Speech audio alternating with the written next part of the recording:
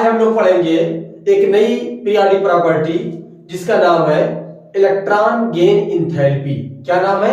Electron gain enthalpy. Electron तो जानते ही हैं, गेन मतलब एक्सेप्ट करना और इंथैल्पी मतलब होता है हीट। यानी इलेक्ट्रॉन को गेन करने के लिए जो हीट के बारे में हम लोग पढ़ेंगे कि इलेक्ट्रॉन को गेन करते वक्त जो हीट रिलीज होती है उसके बारे में डिस्कस करेंगे। इसको एक और नाम से जाना जाता है इलेक्ट्रॉन अफिनिटी। किस नाम से जाना जाता है? Electron affinity. इसको हम लोग दो नामों से जानते हैं, इलेक्ट्रॉन गेन इंथैल्पी या इलेक्ट्रॉन अफिनिटी। तो आज हम लोग जो हिंदी मीडियम वाले इसको बोलते हैं इलेक्ट्रॉन लब्धता। ठीक है ना? तो हम लोग इसको पढ़ेंगे इलेक्ट्रॉन गेन इंथैल्पी को। समझे? जैसे किसी भी एटम के अंदर कोई न्यूट्रल एटम है, उसके एटम के अंदर यानी वैलेंस शेल में हम लोग एक इलेक्ट्रॉन को ऐड करने के लिए, एक इलेक्ट्रॉन को जोड़ने के लिए जितनी minimum amount of energy release होती है उसको हम लोग बोलते हैं electron gain enthalpy.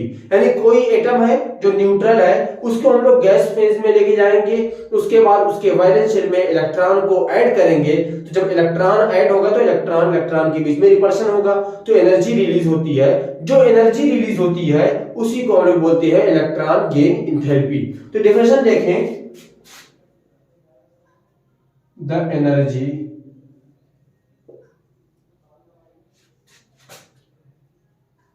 released when an electron is added to a neutral isolated gaseous atom। क्या हुआ? The energy released when an electron is added to a neutral isolated gaseous atom।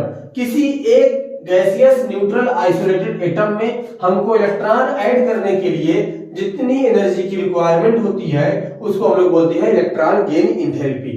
Enthalpy मतलब क्या होता है? हीट होता है, energy होती है। अगर एनर्जी की टर्म में बात करें तो एनर्जी होती है। ठीक है ना? गेन मतलब क्या होता है? आप लोग जानते ही हैं, एक्सेप्ट करना।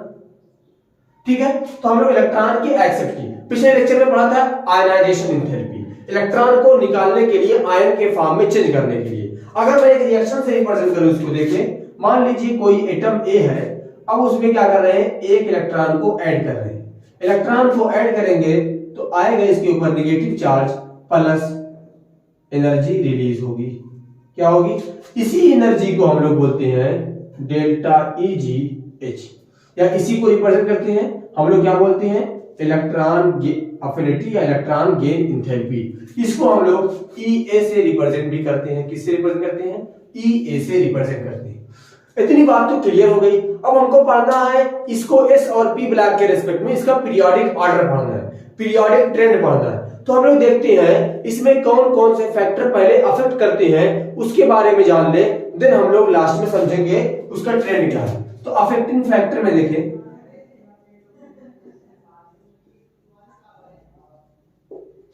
अफेक्टिंग फैक्टर में पहला फैक्टर आता है एटॉमिक साइज। एटॉमिक साइज का आप ट्रेंड जानते ही होंगे, आपने पढ़ा होगा पिछले लेक्चर में। हम लोगों ने क्या कहा था कि जब लेफ्ट टू राइट पीरियड में आते हैं तो जो साइज होती है वो डिक्रीज करती है, और जब ग्रुप में टॉप टू बॉटम आते हैं तो साइज इंक्रीज करती है।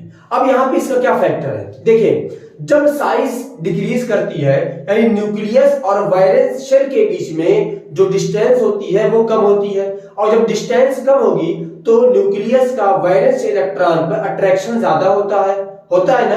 जब अट्रैक्शन ज्यादा होगा तो जब हम इलेक्ट्रॉन एक बाहर से ऐड होना चाहेगा, हम ऐड कराएंगे, उसको जो न्यूक्लियस होगा बहुत तेजी से अट्रैक्ट करेगा, और जब अट्रैक्ट करेगा तो होगा क्या कि उसका जो इलेक्ट्रॉन गेन इंथैल्पी है उसकी वैल्यू बढ़ जाएगी, यानी वैल्यू इंक्रीज करेगी। लेकिन अगर कंडीशन लगा दें कि साइज क्या है? बड़ी है, जब साइज बड़ी होगी तो न्यूक्लियस और वैलेंस शेल के बीच की जो डिस्टेंस होगी वो ज्यादा होगी। जब डिस्टेंस ज्यादा होगी तो हम लोग क्या करेंगे कि जो न्यूक्लियस हमारा है वो इलेक्ट्रॉन को एक्सेप्ट करने के लिए उतनी तेजी से उसको अट्रैक्ट नहीं करेगा जितना छोटी साइज पे अट्रैक्ट करता है। तो इसीलिए हम लोग समझ गए कि क्या होगा, साइज के छोटे होने पर इलेक्ट्रॉन गेन एंथैल्पी की वैल्यू बढ़ेगी और साइज के बड़े होने पर इलेक्ट्रॉन गेन एंथैल्पी की वैल्यू क्या होगी, घटेगी। तो लिखिए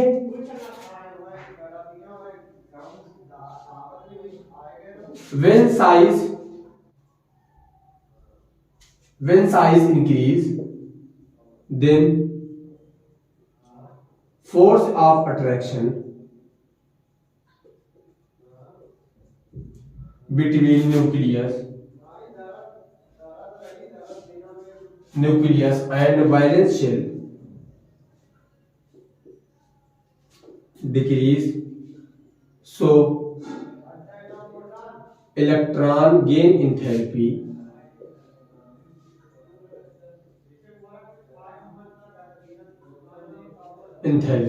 decreases।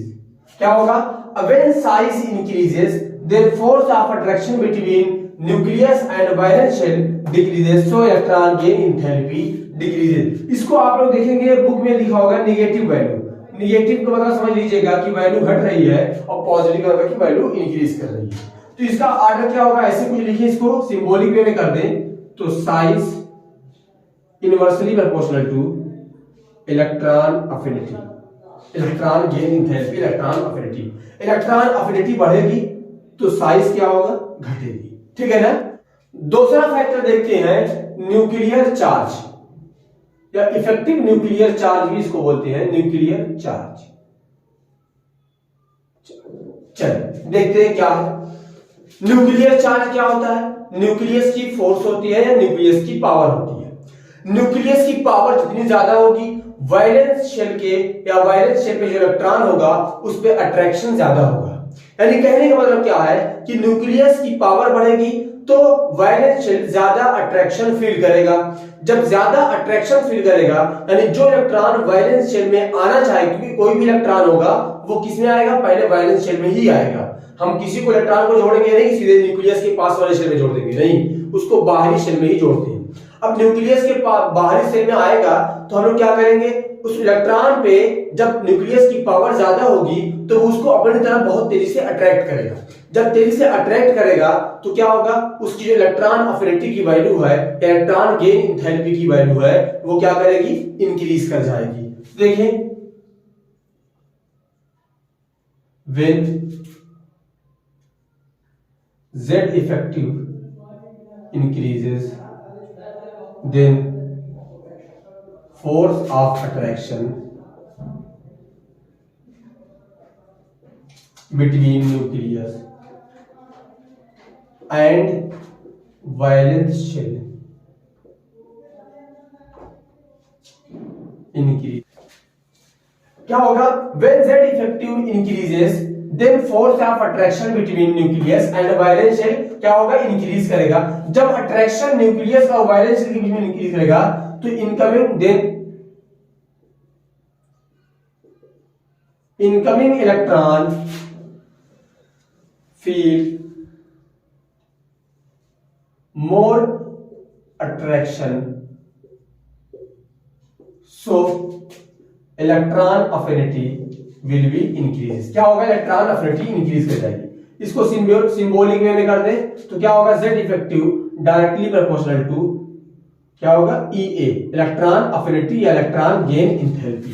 ये सब याद करिएगा क्योंकि आपको ये लाइन बाय लाइन पढ़ना नहीं है। आप सिंबॉलिक वे में समझे, एक बार कॉन्सेप्ट समझ जाए कि ऐसा क्यों होता है, उसके बाद हम लोग सिंबॉलिक वे में समझेंगे। ठीक है ना। अब तीसरा देखते हैं फैक्टर जो है वो है स्टेबल इलेक्ट्रॉनिक कॉन्फ़िगरेशन।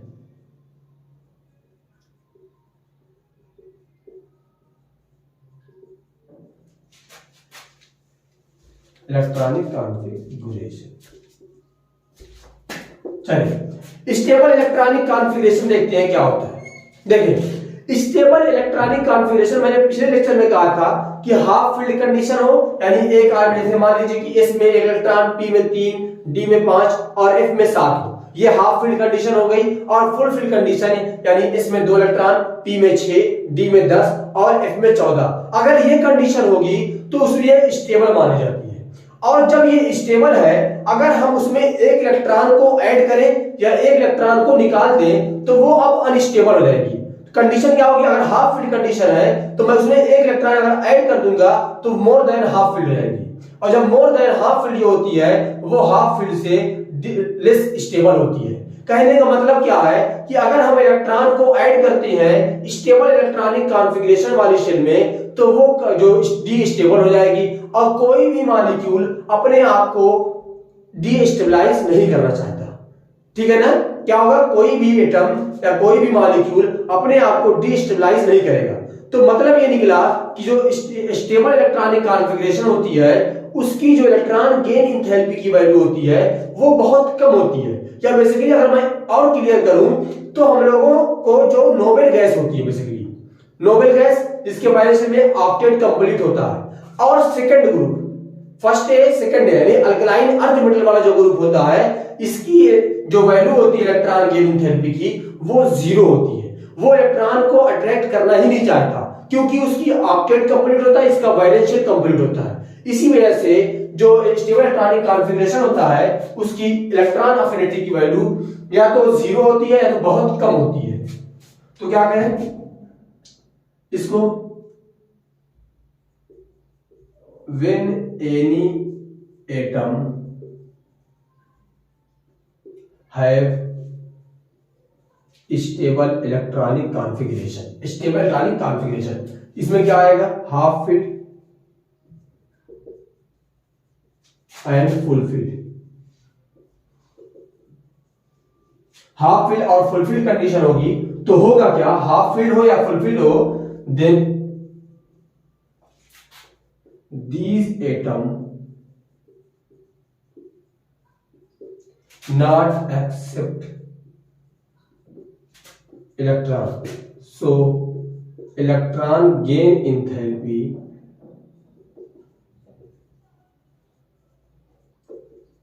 decreases, या इसे कहें कि नोबेल गैस एंड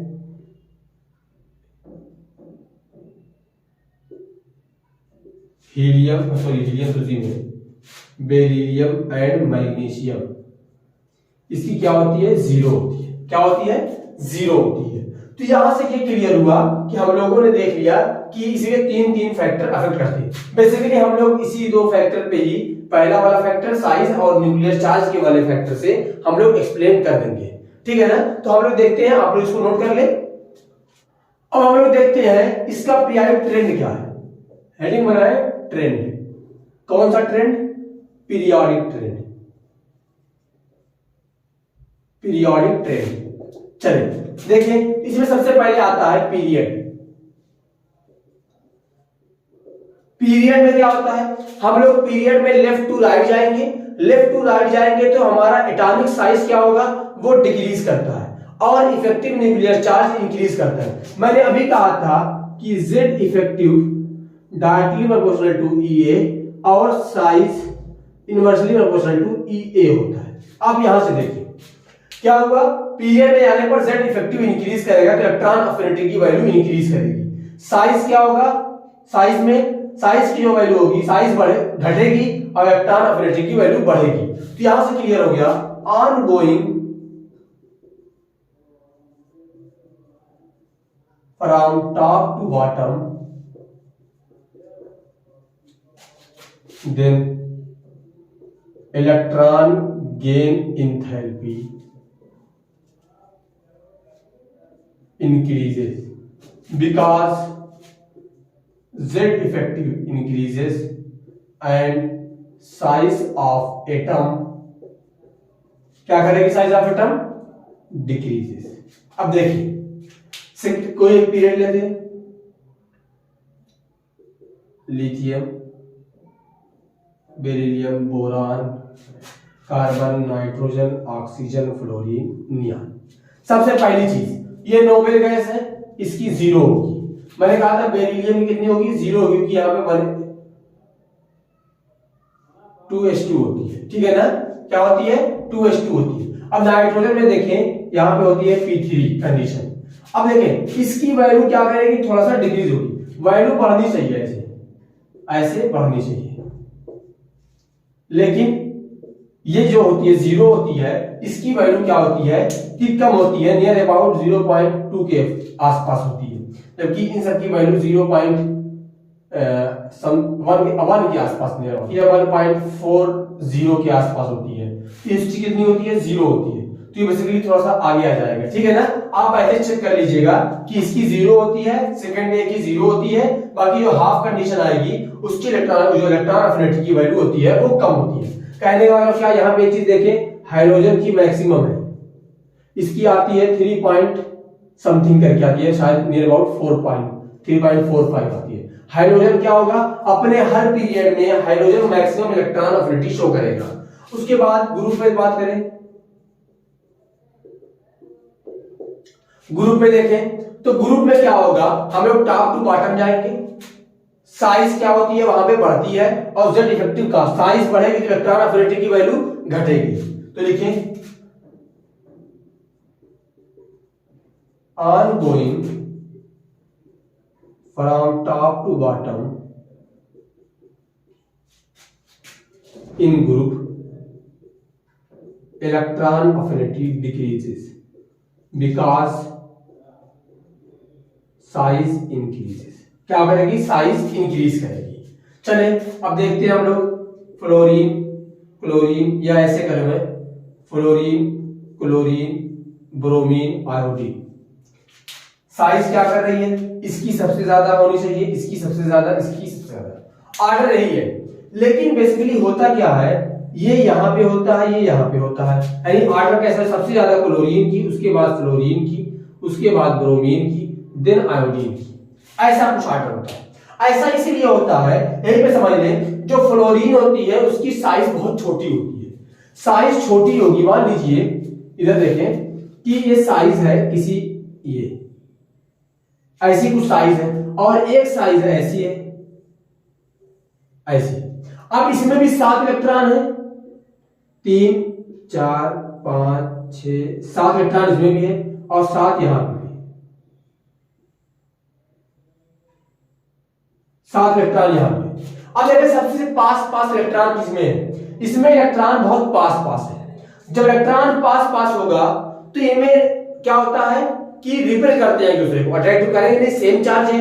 जब नया इलेक्ट्रॉन एक आना चाहेगा, इसमें जगह कम होती है, नया इलेक्ट्रॉन आना चाहेगा तो वो कहां पे आएगा, इसी के बीच में कहीं पे आ जाएगा, डिस्टेंस और कम हो जाएगी, तो इनमें क्या होता है, रिपल्शन होने लगता है। साइज छोटी होने की वजह, फ्लोरीन की साइज छोटी होने की वजह से इनकी में आपस में इलेक्ट्रॉन जब इनकमिंग आता है, आने वाले जो इलेक्ट्रॉन ऐड होता है, इनमें रिपल्शन होने लगता है, और जब रिपल्शन होगा तो इनकी वजह से ये क्या करते हैं, अपने रिपल्शन को कम करने के लिए इनकी इलेक्ट्रॉन की जो अफिनिटी होती है वो क्लोरीन से कम होती है, क्योंकि क्लोरीन में देखिए साइज बड़ी है, इलेक्ट्रॉन आसानी से आके इंटर हो जाएगा।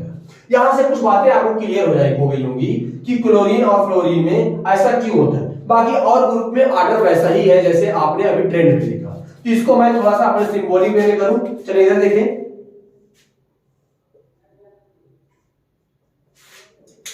ये हो गया पीरियड और ये हो गया ग्रुप। क्या हो गया? ग्रुप।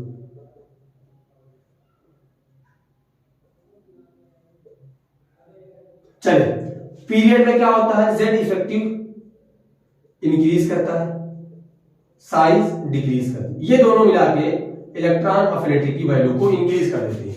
जबकि यहां पे क्या होता है, साइज इंक्रीज करती है, जेड इफेक्टिव तो नियर अबाउट कांस्टेंट ही होता है ना, ये दोनों मिला के ई ए की वैल्यू को घटा देंगे।